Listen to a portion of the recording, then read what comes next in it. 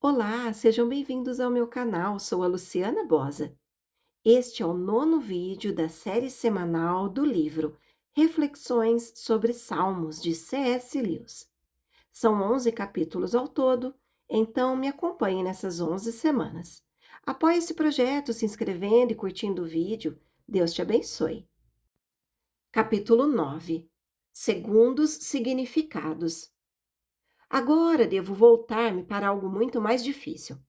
Até o momento, temos tentado ler os salmos do modo como supomos, ou do modo que eu suponho, que seus poetas pretendiam que fossem lidos.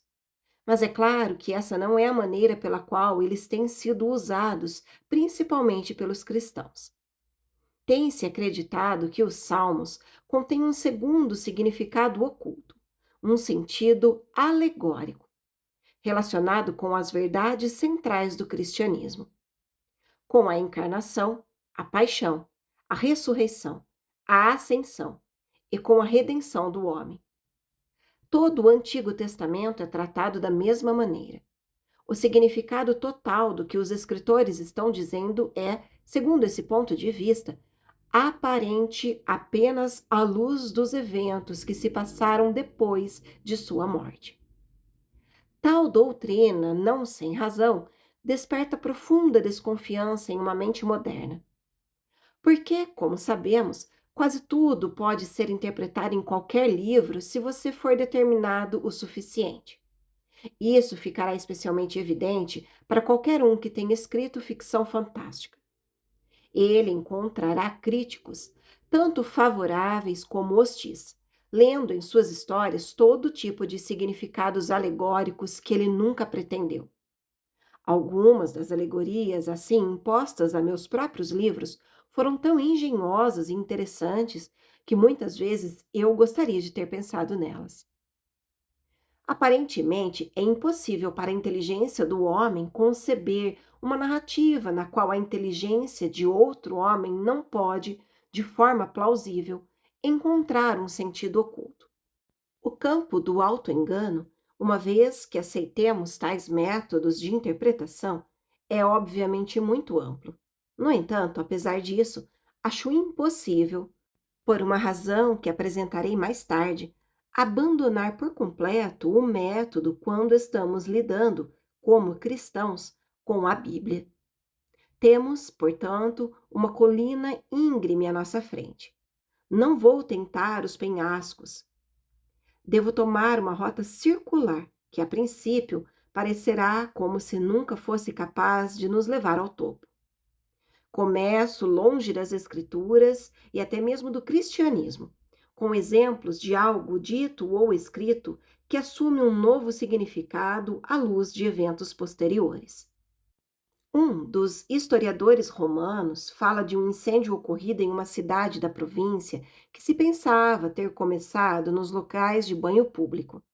O que deu alguma cor à suspeita de incêndio deliberado foi o fato de que, mais cedo naquele dia, um senhor se queixara de que a água do banho quente estava apenas morna e recebeu de um atendente a seguinte resposta: "Logo estará quente o suficiente."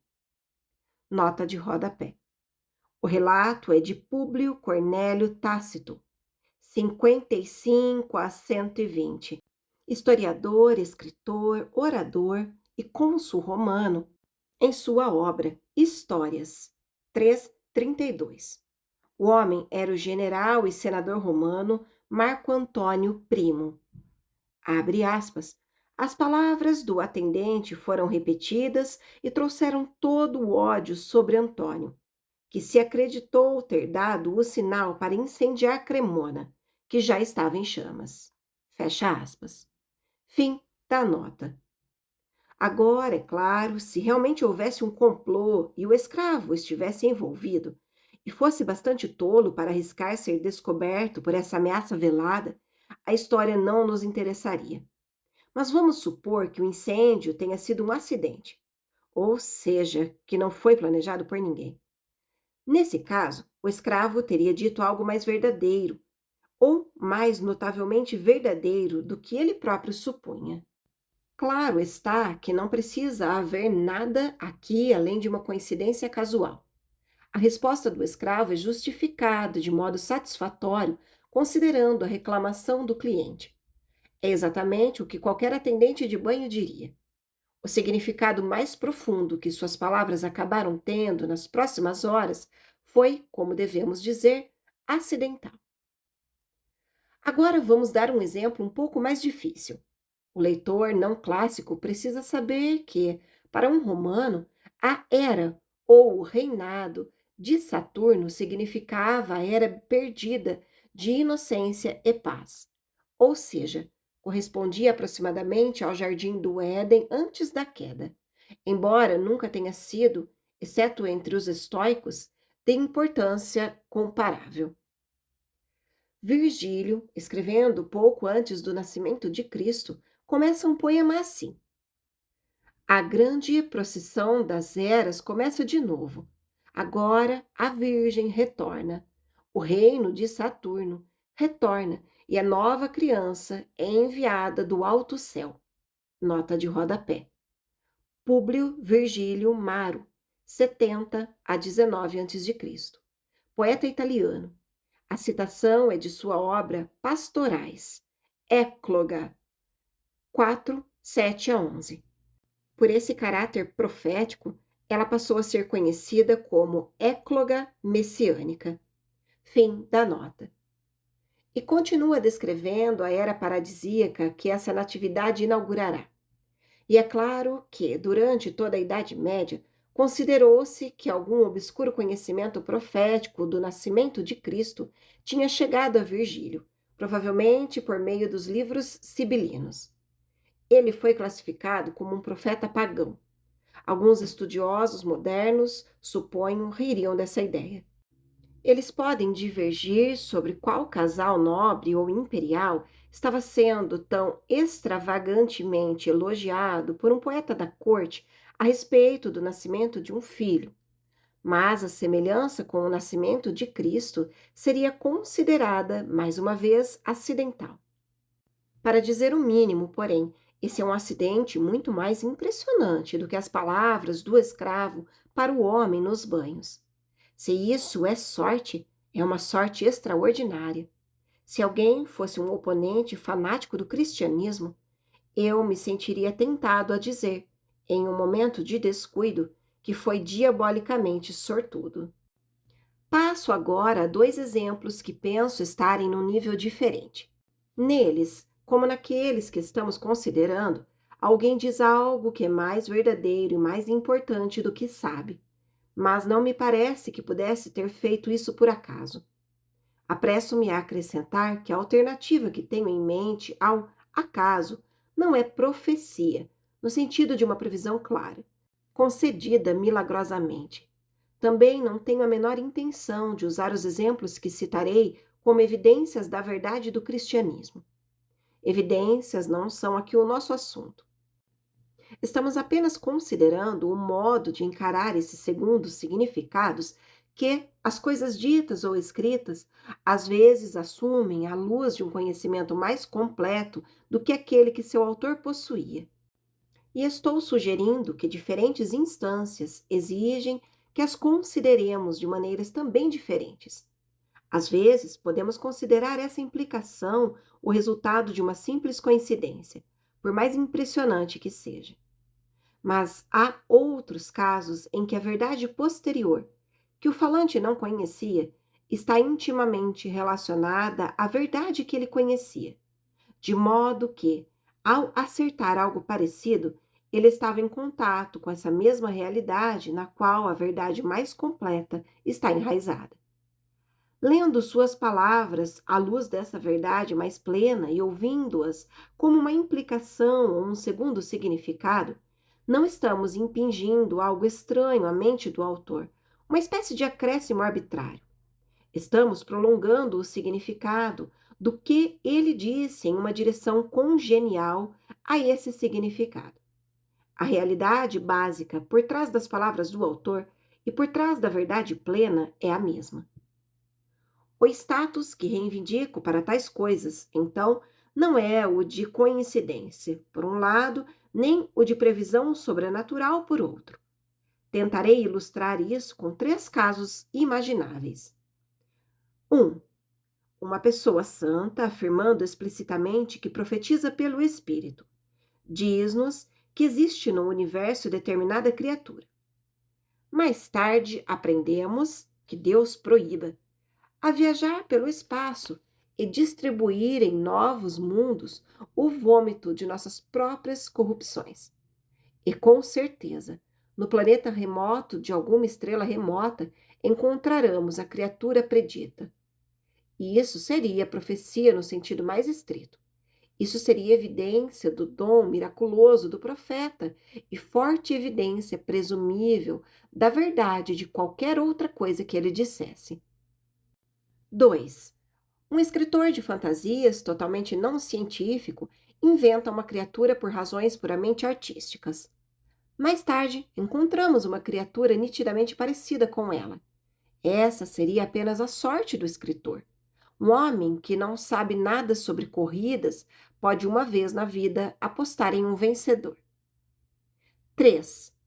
Um grande biólogo, ilustrando a relação entre os organismos animais e o ambiente à sua volta, inventa um animal hipotético adaptado a um ambiente hipotético. Mais tarde, encontramos uma criatura muito semelhante, claro que em um ambiente muito parecido com o que ele havia suposto. Essa semelhança não é nem um pouco acidental. Percepção e conhecimento, e não sorte, levaram à invenção do biólogo. A verdadeira natureza da vida explica por que existe tal criatura no universo e também por que havia tal criatura em suas palestras. Se enquanto relemos as palestras, pensamos na realidade, não estamos trazendo nossas próprias fantasias arbitrárias para sustentar o texto. Esse segundo significado é congenial para ele. Os exemplos que tenho em mente correspondem a esse terceiro caso, exceto, é claro, por estar envolvido algo mais sensível e pessoal do que o conhecimento científico, o que o escritor ou orador era, e não apenas o que ele sabia. Platão, em sua obra República, argumenta que a justiça é frequentemente louvada pelas recompensas que traz, honra, popularidade e coisas do gênero, mas que, para vê-la em sua verdadeira natureza, devemos separá-la de tudo isso, desnudá-la. Ele nos pede, portanto, para imaginar um homem perfeitamente justo, tratado por todos ao seu redor como um monstro de maldade. Devemos imaginá-lo ainda perfeito, enquanto é amarrado, açoitado e finalmente empalado, o equivalente persa da crucificação. Nessa passagem, um leitor cristão sobressalta-se e esfrega os olhos. O que está acontecendo? Mais uma dessas coincidências que ocorrem por sorte? Mas logo ele vê que há algo aqui que não pode ser chamado de sorte. Virgílio, no poema que citei, pode ter estado, e o escravo nos banhos quase certamente estava, falando de outra coisa, de algum assunto diferente daquele sobre o qual suas palavras eram mais significativamente verdadeiras. Platão está falando, e sabe que está falando, sobre o destino da bondade de um mundo perverso e equivocado. Mas isso não é algo simplesmente diferente da paixão de Cristo. É a mesma coisa da qual essa paixão é a ilustração suprema. Se Platão fora, em certa medida, levado a escrever sobre isso pela morte recente, podemos quase dizer pelo martírio, de seu mestre Sócrates, então isso, outra vez, não é algo simplesmente diferente da paixão de Cristo.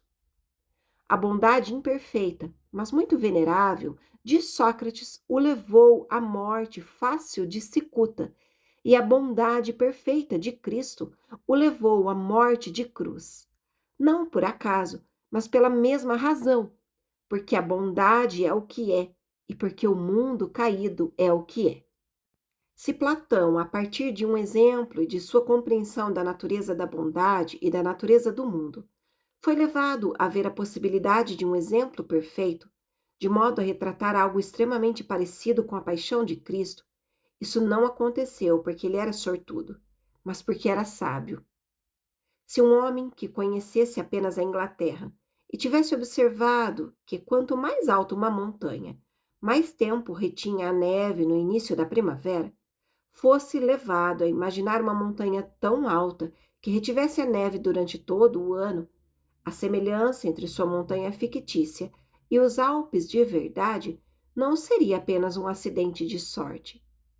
Ele pode não saber que existem tais montanhas na realidade, assim como Platão provavelmente não sabia que o exemplo idealmente perfeito da bondade crucificada que ele havia retratado se tornaria real e histórico. Mas, se aquele homem visse os Alpes, não diria: que curiosa coincidência! Seria mais provável que ele dissesse: pronto, o que eu lhe disse? E o que dizer daqueles deuses em várias mitologias pagãs que são mortos e ressuscitam e que, assim, renovam ou transformam a vida de seus adoradores ou da natureza? O estranho é que aqui os antropólogos mais hostis à nossa fé concordariam com muitos cristãos ao dizer: a semelhança não é acidental. É claro que as duas partes diriam isso por razões distintas. Os antropólogos querem dizer: todas essas superstições têm uma fonte comum na mente e na experiência, especialmente a experiência agrícola do homem primitivo. Seu mito de Cristo é como o mito de Balder, nota de rodapé. Deus nórdico admirado pela beleza e ligado à justiça e à sabedoria. Loki, que o odiava, fez com que Hoder, irmão cego de Balder, o matasse. Apesar dos pedidos de Frigga, sua mãe, ele não foi trazido de volta do submundo. Era esperado que ele voltasse após Ragnarok, a grande catástrofe mundial, para governar o novo mundo. Fim da nota. Porque tem a mesma origem. A semelhança é uma semelhança de família. Os cristãos se dividiriam em duas escolas de pensamento. Os pais da igreja, ou alguns deles, que criam que o paganismo nada mais era que o trabalho direto do diabo, diriam: o diabo tentou desde o início enganar a humanidade com mentiras. Como todos os mentirosos talentosos fazem, ele torna suas mentiras o mais parecidas possível com a verdade. Desde que desviem o homem sobre a questão principal, quanto mais de perto imitarem a verdade, mais eficazes serão. Por isso, nós o chamamos de macaco de Deus. Ele está sempre imitando Deus. A semelhança de Adonis, nota de rodapé. Na mitologia grega, jovem extremamente belo que nasceu de mirra, depois que ela foi transformada em árvore. Quando Adonis morreu, Vênus, sua amante, estabeleceu uma celebração anual para que se lembrassem dele. Fim da nota. Com Cristo, não é, portanto, acidental. É a semelhança que esperamos encontrar entre uma falsificação e a coisa real, entre uma paródia e o original, entre pérolas de imitação e pérolas reais. Outros cristãos que pensam, como eu, que na mitologia os elementos divinos, diabólicos e humanos, o desejo de uma boa história, todos desempenham um papel. Diriam: não é acidental. Na sequência da noite e do dia, na morte e no renascimento anual das colheitas, nos mitos que esses processos geram, no sentimento forte, ainda que semi-articulado, encarnado em muitos mistérios pagãos, do que o próprio homem deve sofrer algum tipo de morte para realmente viver, já existe uma semelhança permitida por Deus com essa verdade da qual tudo depende. A semelhança entre mitos e a verdade cristã é tão acidental quanto a semelhança entre o sol e o reflexo do sol em uma lagoa, ou entre o fato histórico e a versão um tanto distorcida dele que vive no relato popular, ou entre as árvores e colinas do mundo real e as árvores e colinas de nossos sonhos. Assim, todos os três pontos de vista considerariam os, abre aspas, cristos pagãos, fecha aspas, e o verdadeiro Cristo como coisas realmente relacionadas e considerariam a semelhança significativa. Em outras palavras, quando examinamos coisas ditas que assumem, À luz do conhecimento posterior, um significado que não poderiam ter para quem as disse, elas se revelam de forma diferentes. Com certeza, de qualquer tipo que sejam, muitas vezes podemos lê-las proveitosamente se tivermos esse segundo significado em mente. Se penso, como não posso deixar de pensar, no nascimento de Cristo enquanto leio aquele poema de Virgílio, ou mesmo se o torno parte regular de minha leitura de Natal, isso pode ser uma coisa bastante sensata e edificante a ser feita. Mas a semelhança que torna possível essa leitura pode, afinal de contas, ser uma mera coincidência, embora eu não tenha certeza de que seja. Posso ler em Virgílio o que é totalmente irrelevante para tudo o que ele foi, fez e pretendia ser e fazer. Tão irrelevante quanto o significado sinistro que a palavra do homem no banho, na história romana, adquiriu a partir de eventos posteriores. Pode ter sido para qualquer coisa que o escravo fosse ou significasse. Mas quando medito na paixão, enquanto leio a imagem do justo feita por Platão, ou na ressurreição, enquanto leio sobre Adonis ou Balder, o caso é alterado.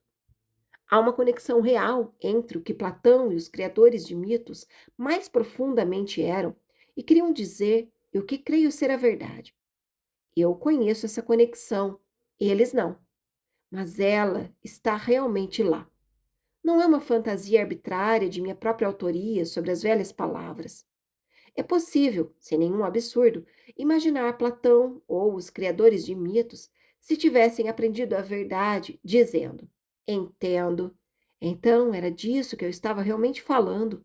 É claro, é isso que minhas palavras realmente significavam e eu nunca soube disso. O atendente do banho, se inocente, ao ouvir o segundo significado atribuído às suas palavras, sem dúvida teria dito: Então me ajude. Eu nunca pretendi dizer nada disso. Nunca me veio à cabeça. Eu não tinha a menor ideia. O que Virgílio teria dito se soubesse a verdade, não faço ideia. Ou podemos falar mais caridosamente, não do que Platão e Virgílio e os criadores de mitos teriam dito, mas do que disseram? Pois podemos interceder com boa esperança para que eles agora conheçam e tenham recebido a verdade há muito tempo. Muitos virão do Oriente e do Ocidente e se assentarão no reino. Mateus 8:11. Assim, muito antes de chegarmos a Salmos ou a Bíblia, há boas razões para não jogar fora, como tolice, todos os segundos significados. Keble disse sobre os poetas pagãos: pensamentos além de seus pensamentos, àqueles altos bardos foram dados. Nota de rodapé: John Keble, 1792-1866, sacerdote anglicano, teólogo e poeta inglês, um dos líderes do movimento de Oxford. A citação é do último verso da estrofe 7 de seu poema, Terceiro Domingo da Quaresma. Fim da nota. Mas agora vamos nos voltar para a própria Escritura. Fim do capítulo.